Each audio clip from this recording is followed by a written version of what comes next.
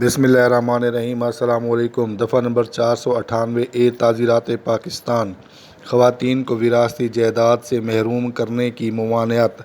دفعہ نمبر 498 تعزیرات پاکستان، جو کوئی شخص مکر و فریب سے یا غیر قانونی ذرائع سے کسی خاتون کو کسی منقولہ و غیر منقولہ جائیداد سے اس کی وراثت کے کھلنے کے وقت محروم کرتا ہے تو اسے کسی ایک قسم کی سزا جو 10 سال تک ہو سکتی ہے مگر 5 سال سے کم نہ ہوگی، یا 10 لاکھ روپے تک جرمانہ، یا دونوں سزاؤں کا مستوجب ہوگا۔ ممانعت کے معنی منع کرنا، روکنا۔ منقولہ کے معنی جو ایک جگہ سے دوسری جگہ لے جایا جا سکے۔